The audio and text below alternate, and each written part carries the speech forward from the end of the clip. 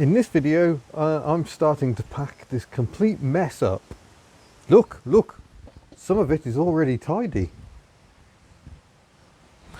So I've tidied the bench on here. And no, I didn't just move the stuff elsewhere, although I have filled a couple of boxes with useful stuff, definitely useful, like gloves, mug, some bits and bobs, bits of car.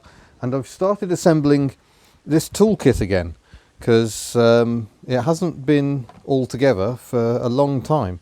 Missing the 14mm spanner and a few sockets which aren't in my travel bag. So I'm going to have to start scouting around on the floor. But yeah, the plan is to get this all cleared. I've still got all this to do and random stuff up on the top. Get all that packed into boxes, then I can dismantle this, take that over to the new unit.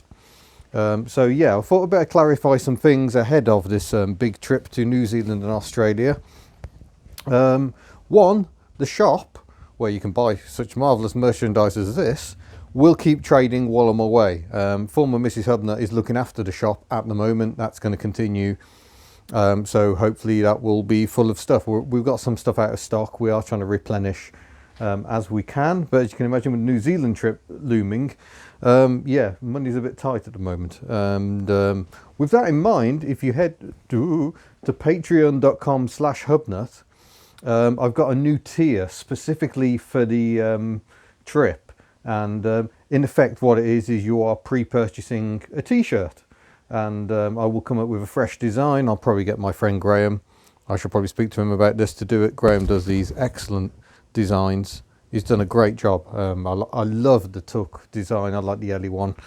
He's very good at what he does. So that design will depend on what car I get in New Zealand. And yeah, I mean, people have offered me cars to borrow over there, but logistically it's not really going to make sense. And I would be very glad to borrow cars and maybe take them off and do some longer test drives like I did with the BMW E32 fairly recently.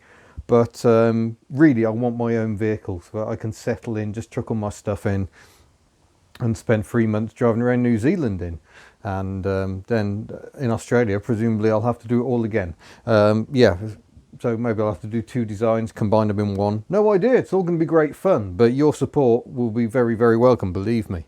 So the shop will remain online. All the cars, all my stuff, all of this rubbish will be going into storage. I might have a sift through and get rid of some of the genuine actual rubbish. Look, I have got a black bag down there. That's another bag of rubbish that won't be getting moved. Everything's going into storage. My entire life, my musical instruments, everything getting packed away. So Tuck will have another rest after 14 years in a field, but at least this time she'll be covered up, so that'll be good. And I'll probably get laid up cover for the cars to keep them covered so there won't be a road risk, because they won't be on the road. And I'll talk a bit more about preparations for storage, but it's going to be pretty minimal. 5 months isn't really that long. I don't think I really need to worry about flat spotting tyres or anything like that. Most of my cars, actually not most of my cars, but some of my cars have had periods off the road of a fair time anyway, so I'm not greatly stressing about what 5 months is going to do to the cars. I think they'll be fine. Do have issues with things like MOT. The MOT on the City Rover and the Matiz, I think they're both up in January, so they will both lapse while I'm away. So there's a part of me thinking, do I get at least one of them MOT'd now to ensure that they're on the road and ready when I come back? I might do that with the City Rover, to be honest. I've got a few issues with Myrtle at the moment, and I think probably going for the City Rover, I think that's got a decent chance of a pass. So I might get that done before I depart. It might be sensible. Of course, the Invercar doesn't need an MOT, technically speaking, anymore.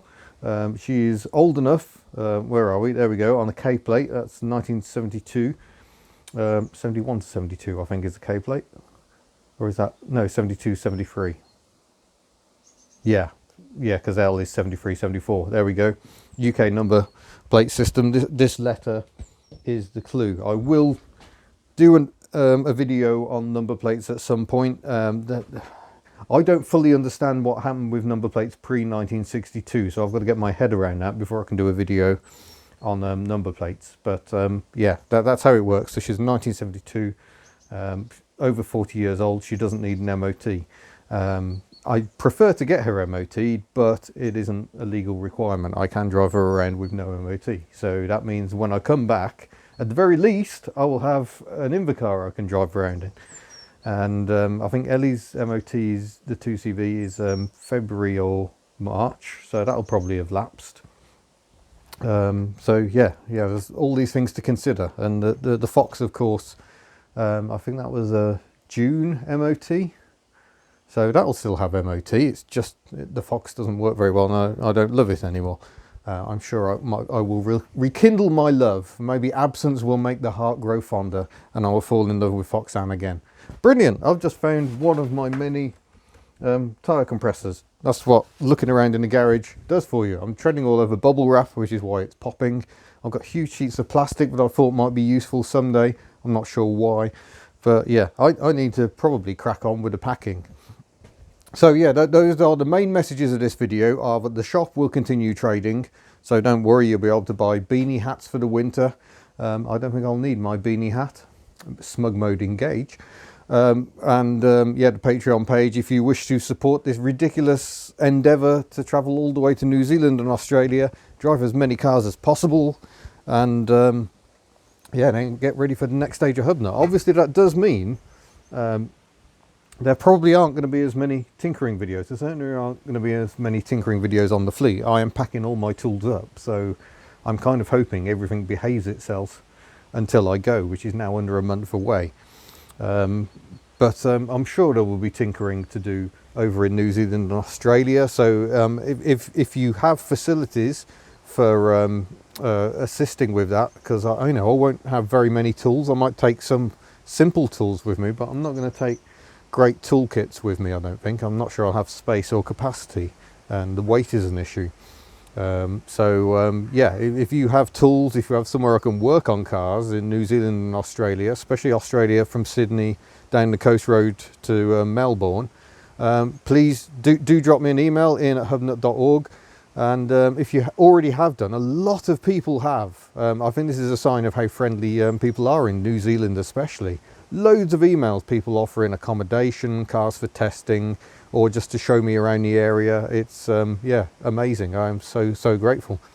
And I can't promise to get back to everyone. I've had lots of emails come in, but yeah, I certainly hope to get in touch with as many of you as possible. It's going to add an interesting dynamic to the trip. Well, there you go. That's what's going on. I need to stop making videos and get on with packing and try and find my sockets and wonder where on earth they have gone. So thank you very much for watching. Don't forget to subscribe before you go. Don't forget the Patreon page is patreon.com/hubnut. Other support options are available via the store at hubnut.org. And yeah, I shall see you in a future video. Farewell.